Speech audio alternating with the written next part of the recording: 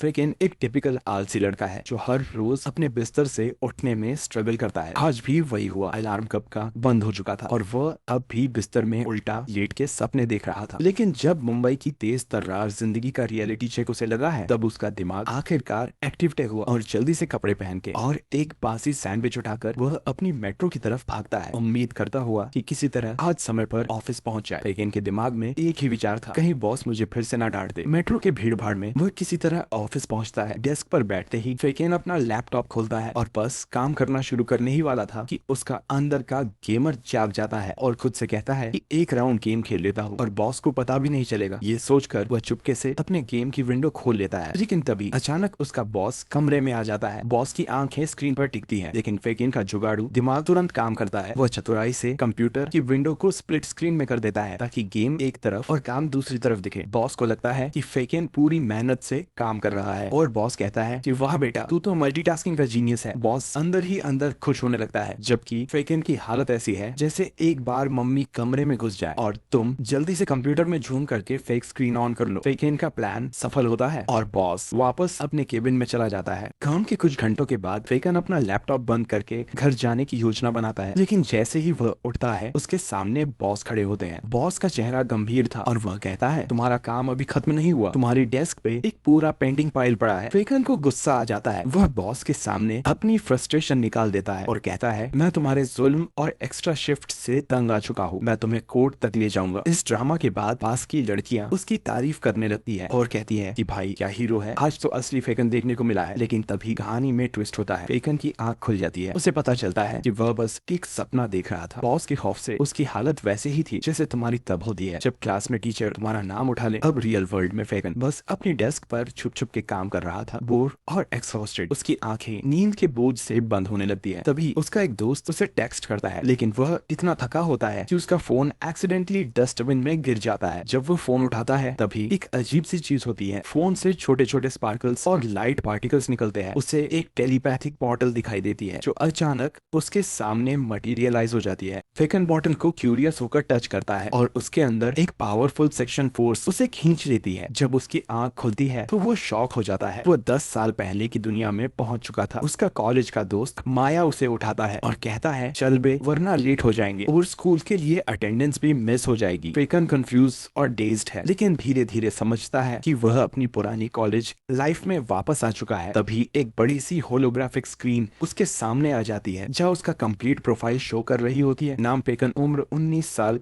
University सुई अकादमी। लेकिन एक डिटेल देखकर उसका मूड अचानक बदल जाता है। उसके अकाउंट में 5 करोड़ दिखते हैं। फेकन अंदर ही अंदर खुश होता है, अगर यह पैसा मेरा है तो बस अब इसे एंजॉय करूंगा। लेकिन तभी एक मिस्टीरियस आवाज जो रिचेस्ट नाम के एक एआई की होती है उसे समझाती है, देखो अपनी मर्जी से पैसा खर्च करने की कोशिश मत करना, अगर तुमने गलत डिसीजन लिया तो ये पैसा तुम्हारे हाथ से चला जाएगा। फेकन एआई के साथ बहस करता है, लेकिन रिचेस्ट उसे कुछ समय सोचने का मौका देता है। फेकन फैसला करता है कि उसे अपने पैसे को किसी ऐसे बिजनेस में इन्वेस्ट करना होगा जो फेल हो जाए ताकि पैसा वापस उसके अकाउंट में आ जाए। उसका दिमाग एक परफेक्ट आइडिया सोचता है, मैं एक गेमिंग कंपनी में पैसा लगाता हूँ, गेमिंग इंडस्ट्री में फेल होना आसान है और यह प्लान मेरे लिए परफेक्ट है। फेकन अपने नए वेंचर का नाम टेक्नो टेक्नोलॉजीज रखता है। उसका प्लान था एक ऐसा गेम बनाने का जो इतना बोरिंग और घटिया हो कि कोई उसे खेले ही ना। फेकन अपने सिस्टम में जाकर अपने प्लान का रजिस्ट्रेशन करता है और रिचेस्ट उसे वार्न करता है, ये तुम्हारा डिसीजन है, अगर ये फेल हुआ तो पूरा पैसा तुम्हारी गलती की वजह से चला जाएगा। फेकन इस बात को इग्नोर करके अपने प्लान पर काम शुरू करता है। 14 दिन का डेडलाइन सेट होता है जिसमें फेकन को अपना गेम डिजाइन करना, डेवलप करना और पब्लिश करना है। वह अपने दोस्त के साथ मिलता है जो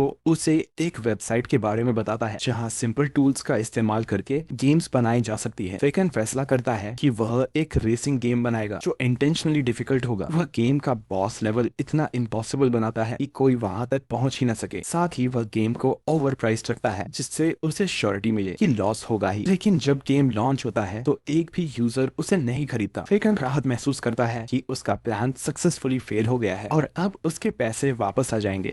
एक दिन फेकन का दोस्त उसके पास आता है और कहता है चल बे थोड़ा गेम खेलेंगे। फेकन थोड़ा रिलैक्स महसूस करता है कि कॉलेज के दोस्तों के साथ टाइम स्पेंड कर रहा है, लेकिन तभी कहानी एक नए मोड़ लेती है। एक रैंडम यूट्यूबर जो गेमिंग वीडियोस बनाता है उसका गेम डिस्कवर करता है। ये यूट्यूबर काफी टाइम से वायरल कंटेंट प्रोड्यूस करने की कोशिश कर रहा था, लेकिन उसके वीडियोस पॉपुलर नहीं हो रहे थे। जब वो फेकन का गेम डाउनलोड करता है और उसका रिव्यू करता है तो उसका वीडियो अनएक्सपेक्टेडली वायरल हो जाता है। फेकन का घटिया और डिफिकल्ट गेम अब ऑनलाइन गेमिंग कम्युनिटी में एक सेंसेशन बन जाता है और लोग इसे सिर्फ चैलेंज के लिए खरीदने लगते हैं। फेकन का प्लान उल्टा पड़ जाता है। अब उसके पैसे रिकवर होने के बजाय गेम से प्रॉफिट्स होने लगते हैं। तभी शुरुआत होती है एक ऐसे गेम के साथ जो किसी के लिए भी इम्पॉसिबल बनाया गया था। इसका डेवलपर जो हमारा प्रोटोगोनिस्ट है अपनी गेम के मैकेनिक्स से खुद भी फ्रस्ट्रेट हो चुका था। हर बार कोशिश करने के बावजूद वह इस गेम में एक भी लेवल पार नहीं कर पा रहा था। इस फ्रस्ट्रेशन का लेवल इतना हाई था कि एक पॉइंट पर उसका दिमाग फटने के करीब था, लेकिन फिर उसने अपने इमोशंस को कंट्रोल किया, एक गहरी सांस ली और शांति से गेम दोबारा खेलना शुरू किया। इस बार वो डिटर्मिनेशन के साथ खेल रहा था और लगभग 8 घंटे और 40 मिनट के बाद वो फाइनली गेम कंप्लीट कर लेता है। स्क्रीन पर एक सरकास्टिक मैसेज आता है, बधाई हो, आपने अपने 8 घंटे बर्बाद कर दिए। ये देखकर उसका चेहरा लटक जाता है। यार मैं भी कितना ज्यादा समय वेस्ट करता हूँ, वह अपने आप से बोलता है, लेकिन उसके अंदर एक नई उम्मीद जगती है। अगर मैं ये कर सकता हूँ तो और भी कुछ बड़ा कर सकता हूँ। अगले सीन में फेकन कॉलेज के एक बेंच पर बैठकर अपने असिस्टेंट से कैजुअली पूछता है, भाई अब तक कितना पैसा कमा लिया मैंने इस गेम से। असिस्टेंट कहता है, बस 200 रुपए और सिर्फ कुछ ही लोगों ने तुम्हारी गेम डाउनलोड की है। ये सुनकर उसका कॉन्फिडेंस एकदम नीचे गिर जाता है। तभी उसके कान में 2 लड़कों की बात सुनाई देती है जो उसकी 8 घंटे वाली गेम के बारे में डिस्कस कर रहे होते हैं। वह समझ जाता है कि ये लोग उसी यूट्यूबर के बारे में बात कर रहे हैं जिसने उसकी गेम का रिव्यू वीडियो बनाया था। फेकन हॉस्टल की तरफ भागता है, अपने लैपटॉप को ऑन करता है और देखने लगता है कि धीरे धीरे उसकी गेम वायरल हो रही है। गेम के डाउनलोड्स 8000 के ऊपर पहुंच चुके होते हैं, लेकिन उसके अंदर एक डाउट भी था, अगर इस गेम ने प्रॉफिट जनरेट कर लिया तो मेरे सारे पैसे बर्बाद हो जाएंगे। क्यूरियोसिटी के मारे वो रिव्यू पढ़ता है। कहीं लोगों ने अच्छे रिव्यूज दिए होते हैं तो कहीं लोग उसकी गेम को सदी की सबसे घटिया गेम बोल रहे होते हैं। तभी उसका दोस्त उसे एक और वीडियो दिखाता है। वो वही यूट्यूबर होता है जो उसकी गेम का रोस्ट कर रहा था। ये गेम इतनी बकवास है कि बस क्यूरियोसिटी और फ्रस्ट्रेशन के चक्कर में लोग इसे डाउनलोड कर रहे हैं। यूट्यूबर सरकास्टिकली कहता है, लेकिन ये रोस्ट वीडियो गेम के और डाउनलोड्स बढ़ा देता है, क्योंकि सब लोग जानना चाहते हैं कि इस गेम में आखिर ऐसा क्या है। फेकन सोचता है कि अगर वह अपनी गेम का खुद एक नेगेटिव रिव्यू लिखे तो लोग इसे अवॉइड करेंगे, लेकिन तभी उसे एहसास होता है कि लोग सिर्फ क्यूरियोसिटी के मारे गेम खेल रहे हैं और कोई भी नेगेटिव रिव्यू उन्हें रोक नहीं पाएगा। उसका दोस्त भी गेम ट्राई करता है, लेकिन फ्रस्ट्रेशन के मारे बीच में ही गेम छोड़ देता है। वह इरिटेट होकर बोलता है, भाई जिसने भी ये गेम बनाई है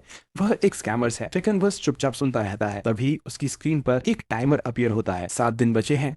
उसे समझ आ जाता है कि जो पैसा उसने सोचा था वापस आ जाएगा। अब वह उसी पैसे को लूज करने के एज पर है। अगर गेम प्रॉफिट जनरेट करने लगता है तो फेकन को रियल लाइफ में कुछ नहीं मिलेगा, लेकिन अगर गेम पूरी तरह फेल होता है तो वो सारे 5 करोड़ उसके हो जाएंगे। ये पूरे फाइनेंशियल गैम्बल के साथ उसका दिमाग एक लॉस और प्रॉफिट की क्रोनोलॉजी का परफेक्ट कैलकुलेशन कर रहा होता है। तभी सीन शिफ्ट होता है और हमें एक हॉट सेक्रेटरी और उसके बॉस की डिस्कशन दिखाई देती है। बॉस को अब इस गेम के बारे में पता चल चुका होता है और वह चाहता है कि उस गेम को तुरंत खरीद लिया जाए, लेकिन सेक्रेटरी उसे मना करती है। सर ये गेम एक बेकार इन्वेस्टमेंट होगी, इसे अवॉइड करना बेहतर है। बॉस उसकी बात सुनने के बजाय गुस्से में उसे फायर कर देता है और ऑर्डर देता है कि गेम को खरीदने की प्रक्रिया शुरू की जाए। दूसरी तरफ फेकन अभी भी अपने संघर्ष में लगा होता है। 2 हफ्ते गुजर चुके हैं और उसने 8 लाख का रेवेन्यू जनरेट कर लिया था। तभी उसका सिस्टम एआई उससे मिलने आता है और बताता है, तुम्हारी गेम अब अगले स्टेज में एंटर कर चुकी है, अब तुम्हें 50 लाख और जनरेट करने हैं। फेकन इनिशियली एक्साइटेड लगता है, लेकिन एआई उससे एक और शॉकिंग जानकारी देता है। ये सब कुछ उसे 30 दिन के अंदर कंप्लीट करना होगा। फेकन स्ट्रेस में अपने बेड पर लेटा रहता है और सोचता है कि अब क्या करे। तभी उसके दिमाग में एक नया आइडिया आता है, एक और गेम बनाना पड़ेगा, लेकिन इस बार कुछ ज्यादा क्रेजी। वो अपने दोस्त माया को इन्वॉल्व करता है और उससे कहता है, भाई इस बार एक ऐसी गेम बनाएंगे जो लोगों को ट्रस्ट करना मुश्किल हो। लेकिन माया सिर्फ तब रेडी होता है जब फेकन उससे डेली 30,000 रुपए देने का प्रॉमिस करता है। अगली सुबह फेकन एक नोबल कार्ड गेम का आइडिया फाइनलाइज करता है। उसका लॉजिक सिंपल था, मोबाइल गेमर्स एकदम कंजूस होते हैं जो ऐसे रैंडम गेम्स पर पैसा खर्च नहीं करते। फेकन गेम का बेस डिजाइन करता है, उसे इंटेंशनली ओवर प्राइस करता है और माया को उसकी स्टोरी लाइन लिखने का टास्क देता है। माया इनिशियली हिचकिचाता है, लेकिन फेकन उसे काफी मोटिवेट करता है। दोनों मिलकर कार्ड गेम के मैकेनिक्स को ट्विस्ट करते हैं जिससे गेम इंटेंशनली फ्रस्ट्रेटिंग बन जाए। फेकन को लगता है कि ये गेम उसके इनिशियल प्लान को फेल प्रूफ बनाएगा। लोग गेम को अवॉइड करेंगे, वो फेल होगा और उसका रियल लाइफ का पैसा बचा रहेगा। लेकिन जैसे ही गेम रिलीज होता है एक नए ट्विस्ट का साइन मिलता है। फेकन का पहला गेम अभी भी वायरल हो रहा था और नए प्लेयर्स इस नए कार्ड गेम को क्यूरियोसिटी के चक्कर में खेलने लगते हैं। फेकन के कैलकुलेशंस एक बार फिर रिस्की टेरिटरी में एंटर करते हैं। तभी सीन शिफ्ट होता है और हमें टोन टेक्नोलॉजी के ऑफिस को दिखाया जाता है, जहां हम वही बॉस देखते हैं जो अपने अगले सेक्रेटरी से परेशान लग रहा है। सेक्रेटरी शिकायत करता है, सर ये लोग अब अपनी तीसरी गेम पर काम कर रहे हैं और मुझे लगता है कि ये भी पूरी तरह से फ्लॉप होने वाली है। इनका गेम तो कोई खेलेगा भी नहीं। बॉस गुस्से में आ जाता है और सार्कास्टिक रूप से कहता है, तुम भी मेरी पुरानी सेक्रेटरी की तरह ही लग रहे हो। अगर तुम्हें बस शिकायत ही करनी है तो तुम भी निकाल दिए जाओगे। और वैसे ही बॉस उस सेक्रेटरी को भी निकाल देता है। दूसरी तरफ फेकन मन ही मन बहुत खुश होता है। उसके दिमाग में एक ही विचार है, जो राइटिंग उसके दोस्त ने की है वह इतनी बेकार है कि कोई उसकी गेम को डाउनलोड तक नहीं करेगा, और इसका मतलब है कि उसका पैसा कमाना अब लगभग निश्चित है। फेकन का प्लान अब अगले स्तर पर जाने वाला था। वह सोचता है कि गेम के विजुअल्स और आर्टवर्क को भी इतना बुरा बनाया जाए कि बस गेम और ज्यादा अप्रिय लगे। इंटरनेट पर ब्राउज करते हुए उसे एक आर्टिस्ट मिलती है, लूजर पाई। लूजर पाई का काम सस्ता और औसत दर्जे का था और फेकन को यह आर्टिस्ट अपने डिजास्टरस प्लान के लिए परफेक्ट लगती है। अगली सुबह फेकन और उसका दोस्त एक रेस्तरां में लंच करते हुए अपनी गेम की रणनीतियां चर्चा करते हैं। उसका दोस्त सुझाव देता है, भाई हमें गेम के अंदर कुछ फीमेल कैरेक्टर डालने चाहिए। अगर 3 लड़कियां गेम में ऐड करेंगे तो ये और पॉपुलर हो जाएगी। फेकन तुरंत मना कर देता है, लड़कियां डालेंगे तो सारे एनिमे लवर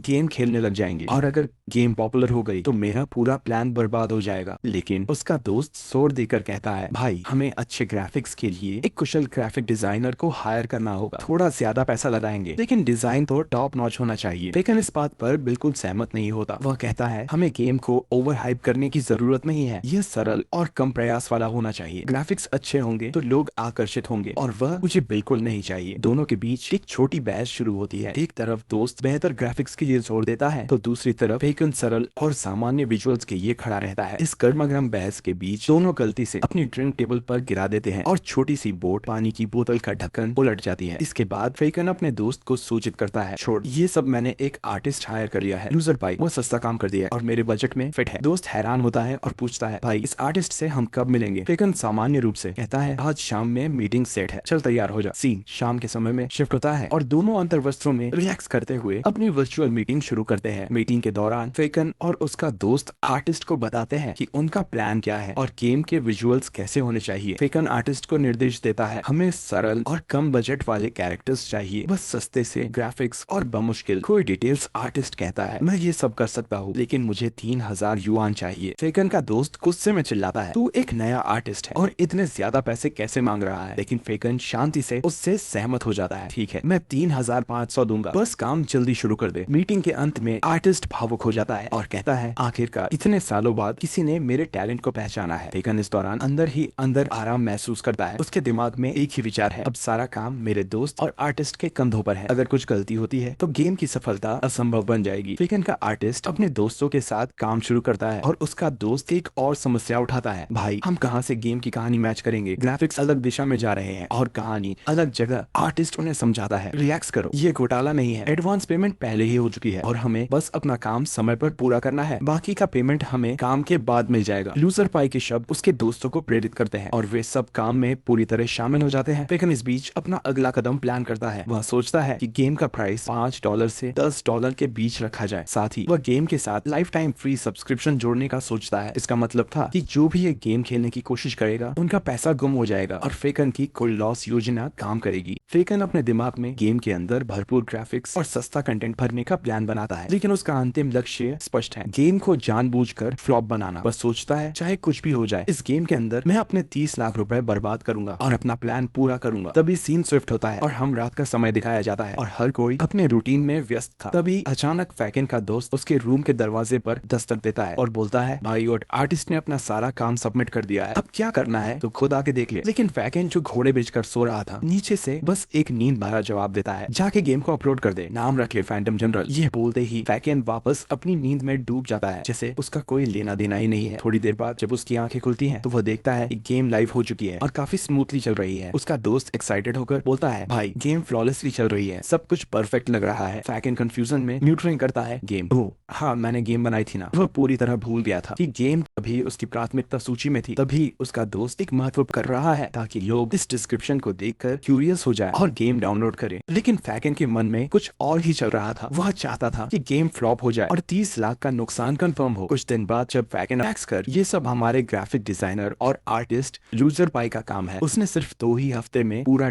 काम का फैन हो चुका था। वह प्राउडली बोलता है, तू देख रहा है ना, उसने कितने कूल तरीके से सब कुछ डिजाइन किया है। लेकिन फैकन के लिए ये एक नाइटमेयर बन चुका था कि बहुत सारी ऐसी गेम्स है जिनकी स्टोरी और ग्राफिक्स टॉप नॉच होते हैं, फिर भी वह फेल हो जाती है। वह अपने आप को तसल्ली देता है, मेरी गेम भी उन्हीं की तरह फ्लॉप होगी, कुछ नहीं होगा। लेकिन तभी एक ट्विस्ट आता है। फैकन का दोस्त गेम की परफॉर्मेंस खुशी और चिल रिएक्शन देखकर उसका दोस्त और इरिटेट हो जाता है। तू पागल हो गया है क्या? वह फैकन से पूछता है। फैकन उसे कैजुअली समझाता है, रिलैक्स कर दे, हर चीज एकदम परफेक्ट टाइमिंग पे नहीं होती, हो सकता है ये गेम अब फेल करे और बाद में कभी चले भी नहीं। फैकन का दोस्त सारे नेगेटिव कमेंट्स को रिप्लाई करने लगता है, लेकिन फैकन उसे रोक देता है। फिर सोचता है कि शायद फैकन के पास कोई अल्टीमेट स्ट्रेटेजी है, क्योंकि उसने ये गेम बनाई है तो उसे मुझसे ज्यादा पता होगा। फैकन उसके रिएक्शन का एंजॉय करता है, लेकिन अंदर ही अंदर टेंशन में था कि कहीं ये गेम अनएक्सपेक्टेड सक्सेस न बन जाए। तभी आर्टिस्ट लूजर पाई का कॉल आता है। आर्टिस्ट एक्साइटेड ही पूछता है, भाई तुम्हें मेरे डिजाइन कैसे लगे? फैकन के लिए एक और हेडेक बन जाता है। फैकन के दोस्त के फ्रेंड्स आकर उससे पूछते हैं, तू इतना टेंशन क्यों ले रहा है भाई? फैकन का दोस्त उन्हें समझाता है, गेम तो रिलीज हो चुकी है, लेकिन इन लोगों ने मार्केटिंग के लिए कोई एड्स नहीं लगाई, इसलिए अब तक डाउनलोड्स लिमिटेड है। फ्रेंड्स समझाते हैं, अभी उनके पास फंड्स नहीं होंगे, जैसे ही फंड्स आएंगे वो एड्स भी रन करेंगे। फैकन अपने दोस्त और फ्रेंड्स की बातें सुनता है और डिसाइड करता है कि वो खुद गेम खेलकर देखेगा। रात में वह अपने लैपटॉप पर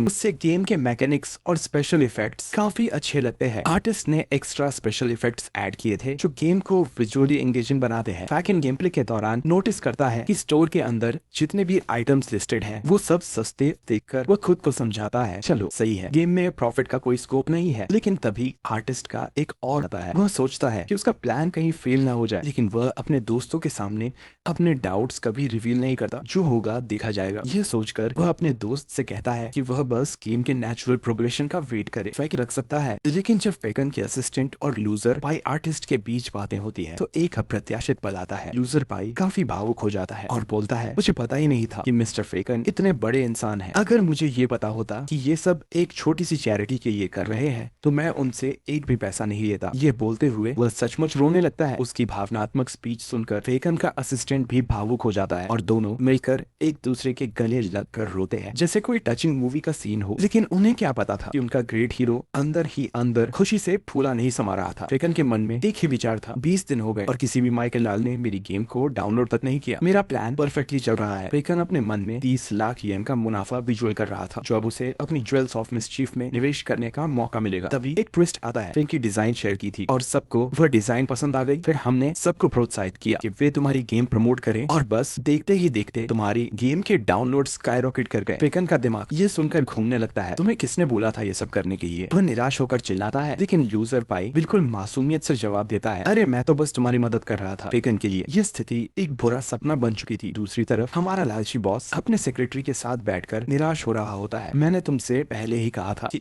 करता है सर। फैकन को एक और अप्रत्याशित कॉल आता है। यह कॉल उसी वेबसाइट से था जहां फैकन ने अपनी गेम अपलोड की थी। वेबसाइट के प्रतिनिधि उसे कहते हैं, आपकी गेम इतनी ज्यादा चल रही है कि हम इसे अपनी रिकमेंडेशन लिस्ट में रखना चाहते हैं। फैकन का दिमाग एक बार फिर शॉक में चला जाता है। रिकमेंडेशन, अगर ये गेम और वायरल हुई तो मेरा पूरा प्लान खत्म हो जाएगा। लेकिन तभी उसका असिस्टेंट हस्तक्षेप करता है और उसे समझाता है, भाई तुम कॉन्ट्रैक्ट के नियम तोड़ नहीं सकते, तुम्हें ये गेम रिकमेंडेशन के लिए अनुमति देनी ही पड़ेगी। फैकन मजबूरी में अप्रूवल देता है, लेकिन अंदर ही अंदर वह और ज्यादा परेशान हो जाता है। फैकन का असिस्टेंट उसे एक और चौंकाने वाली बात बताता है, भाई तुम्हारी गेम ने अब तक 2 लाख येन कमा लिए हैं। अगले महीने का कन्वर्जन रेट तैयार करो, क्योंकि तुम्हारा अगला टास्क है 90 दिन के अंदर 5 लाख येन उड़ाना। फैकन का चेहरा ये सुनकर एकदम सफेद हो जाता है, मुझे 5 लाख येन उड़ाने हैं। असिस्टेंट इस बात पर कूल रहता है और उसे बधाई देता है, भाई तुम्हारे मुनाफे बहुत हाई हो गए हैं। लेकिन फैकन उससे व्यावहारिक रूप से भीख मांगता है, प्लीज कुछ पैसा कम कर दो, मुझसे नहीं होगा। असिस्टेंट ठंडे तरीके से जवाब देता है, जो कॉन्ट्रैक्ट है वही चलेगा। तभी एक और ट्विस्ट आता है। वह बॉस जो फैकन की गेम को अधिग्रहित करना चाहता था, अपने सेक्रेटरी के साथ एक अट्रैक्टिव प्रस्ताव तैयार करता है। फैकन को एक और कॉल आता है। कॉलर कहता है, हम तुम्हारी कंपनी खरीदना चाहते हैं, शुरुआत के लिए 50 लाख येन देने को तैयार है। फैकन का दिमाग एक बार फिर घूम जाता है, लेकिन जब वे ज्यादा पैसा ऑफर करते हैं तो स्थिति और भी क्रेजी हो जाती है। अगर तुम्हें 50 लाख कम लग रहे हैं तो हम तुम्हें 2 करोड़ येन देने को भी तैयार है। लेकिन फैकन के कॉन्ट्रैक्ट में साफ लिखा था कि वह अपनी कंपनी बेच नहीं सकता। वह निराश होकर अपने दोस्तों से चर्चा करता है, यार ये सब मुझे एक अलग स्तर के गड़बड़ जाले में ले जा रहा है। बेकन की दुविधा और बढ़ जाती है क्योंकि उसके सामने करोड़ों का प्रस्ताव है, लेकिन वह कुछ भी नहीं कर सकता। वह बस अपने अगले कदम के बारे में सोचता है और ये समझने की कोशिश करता है कि अब क्या करें। आगे चल के इस लड़के के साथ क्या होने वाला है, ये देखना काफी इंटरेस्टिंग होगा।